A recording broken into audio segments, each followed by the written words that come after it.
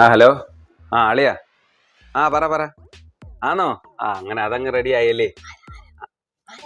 ഒരു പറയാടി. ആണോ അളിയാ? അളിയ ഒരു മിനിറ്റ്.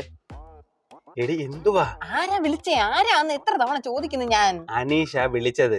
എന്തിനാ വിളിച്ചത്? അവ കോളൊന്നും വെച്ചോട്ടെ, അവ എന്തിനാ വിളിച്ചതെന്ന് പറഞ്ഞു തീർത്തിട്ട് പറയാം. അല്ല ഇപ്പൊ പറഞ്ഞാലെന്താ? അവൻ പറഞ്ഞില്ലല്ലോ എന്റെ അടുത്ത്. ഒന്ന് വെയിറ്റ് ചെയ്. പറയടാ. എന്നാ 22-ാം തീയതി? ശരി ശരി ശരി. ഓക്കെ എത്തിയേക്കാം. പിന്നെ അല്ല എത്താതിരിക്കോ? ഓക്കെ ശരി. അവന്റെ കല്യാണം 22-ാം തീയതി. കല്യാണം പറയാൻ വേണ്ടി വിളിച്ചതാ. അതങ്ങ് പറഞ്ഞാ പോരെ? ഒരു സമാധാനം തന്നൂടെ? ഇത്ര സമാധാനം തരാ? ഞാൻ ഇപ്പൊ സമാധാനം തരാത്തോളല്ലേ?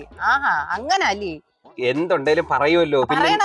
പറയണം ചോദിക്കുമ്പോഴേ അങ്ങോട്ട് പറഞ്ഞാൽ എന്തോ ഇത്ര ഡിലേ എന്തുവാ? അനീഷിന്റെ കല്യാണം ഇത്ര പറയാൻ വലിയ പാട്. അവൻ പറഞ്ഞാലല്ലേ എനിക്ക് അങ്ങോട്ട് പറയാൻ പറ്റത്തുള്ളൂ. പറയുന്നതിന് മുമ്പേ പറയാൻ പറ്റൂ. പറയണം.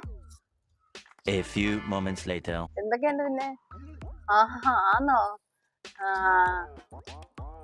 പിന്നെ സുഖമായിട്ടിരിക്കുന്നു എല്ലാരും. അങ്ങനെ അല്ലേ? ഇല്ല തിരക്കൊന്നുമില്ല, നീ പറഞ്ഞോ. എന്നാ ശരി. ഓക്കെ, പിന്നെ വിളിച്ചാൽ മതി. എന്തുവാ ഒരാൾ ഫോൺ ചെയ്തോണ്ടിരിക്കുന്ന കണ്ടായിരുന്നോ?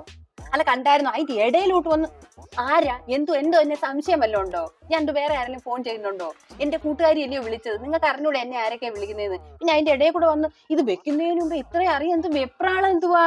ഒരാള് ഫോൺ ചെയ്തോണ്ടിരിക്കുമ്പോ ഇച്ചിരി മാനേഴ്സ് ഒക്കെ കാണിക്കണം. അത് അവര് വെച്ച് കഴിഞ്ഞ് അവര് പതുക്കെ പറയത്തില്ലയോ കാര്യം എന്തോ ഏതാന്ന്? അല്ലെങ്കിൽ തന്നെ എന്ത് പെണ്ണുങ്ങൾ തമ്മിൽ സംസാരിക്കുന്ന എല്ലാ കാര്യങ്ങളും അങ്ങ് അറിയണോ?